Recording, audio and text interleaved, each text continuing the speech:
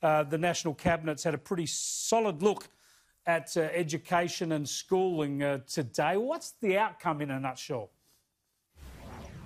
Well, what we've got, Chris, is 7 national principles which will now guide the approach that states and territories take when it comes to schools. And most importantly, the number one principle that's been affirmed by every state and territory is that the best form of teaching is done in the classroom by professional teachers. And that has been backed in by every state and territory premier. Now, obviously, the principles also say that at this time there is a need to be doing online learning in some circumstances. Obviously, there's a continued need to keep updating the expert medical advice panel's guidance to both parents and to teachers around that it's safe for students to be able to go to school, but the measures that we need to be put in place to make sure that our teachers are protected while they're educating our children. And then there's a number of other principles, 7 in total, which lay out a nationally consistent platform for how schools should operate during this pandemic.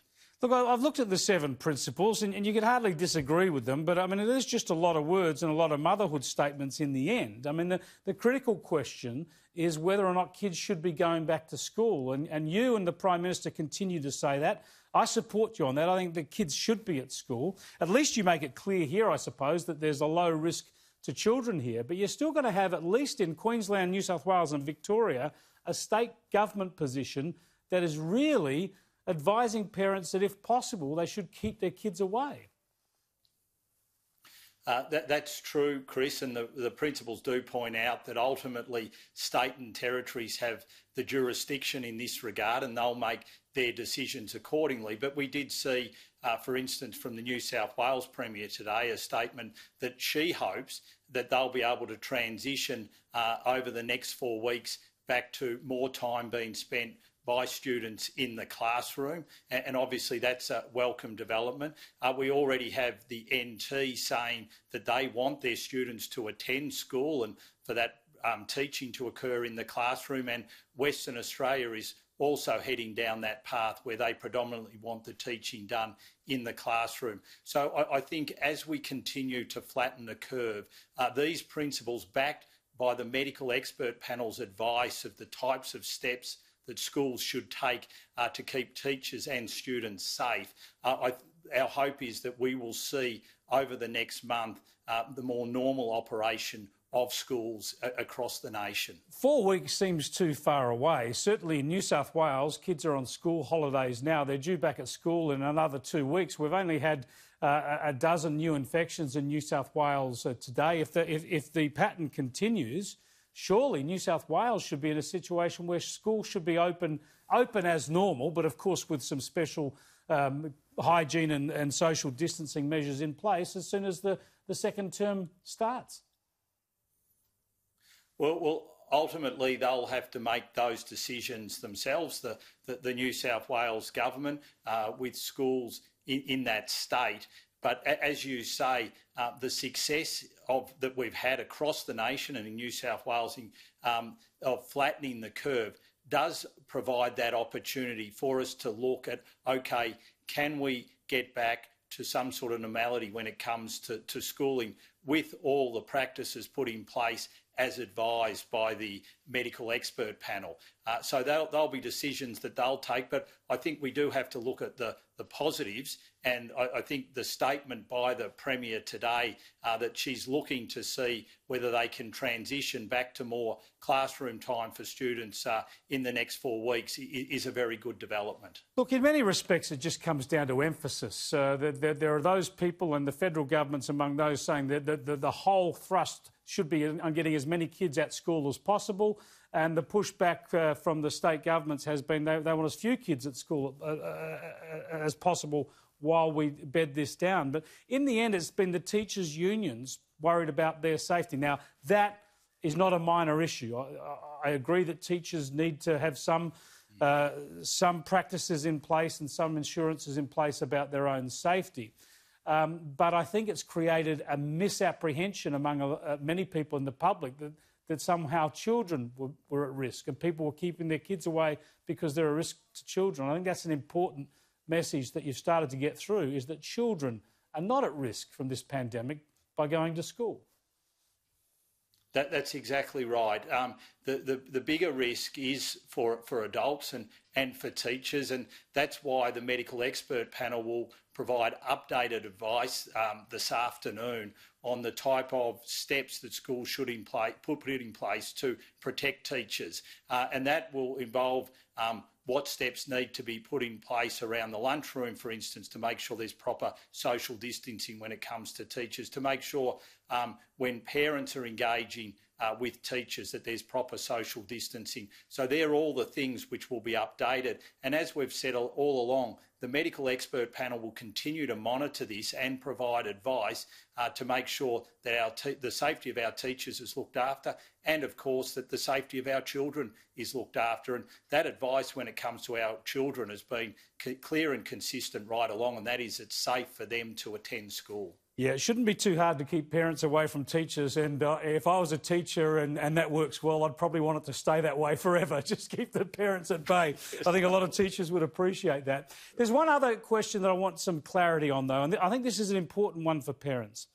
And that is, if you decide, under these arrangements where you know all the schools are going to be there for at least the children of essential workers, and online study available for everyone else, if a parent decides that their child should be at school, should the school accept them?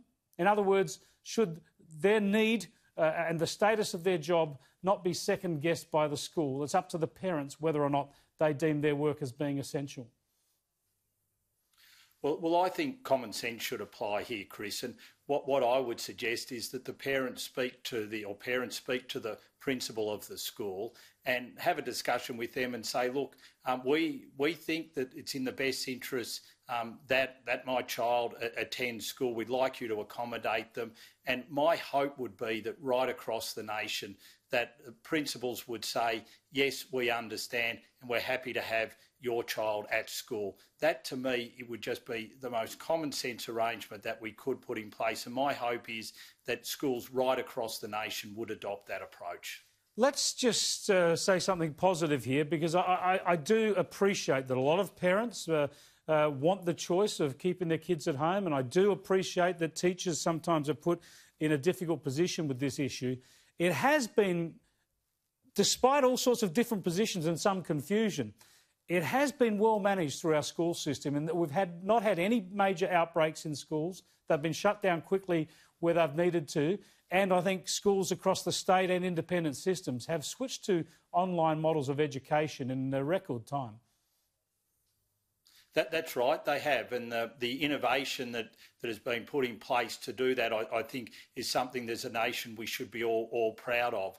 So I'm absolutely 100% with you. A big shout out and thank you to our teachers, our principals and our schools for how they've dealt with the pandemic so far. And I think all of us now want to support them, hopefully, as we continue to flatten the curve, see the schools now transition to reopening the classrooms and getting that teaching done in the classroom. And, following the example of the NT and WA in that regard, and making sure we're going back to what we know is the best form of teaching, and that's in the classroom with a professional teacher. Now, as a nation, where are we heading here at the moment? You're talking in sort of 4-week terms when it comes to education. We're talking at the end of next month or into next month, 4 weeks away or more, Parliament resuming in Canberra. We're talking about perhaps reviewing the social distancing restrictions in 4 weeks. It looks to me a lot like we've obviously done a lot better than expected, but the expectation is that if we really keep the restrictions in place for 4 weeks, we're going to be in a place in 4 weeks or so where we can really free up our society and economy to a level we perhaps had not anticipated, behind, of course, secure international borders. Yeah, look, I think you're right. I think next 4 to 6 weeks are going to be absolutely crucial.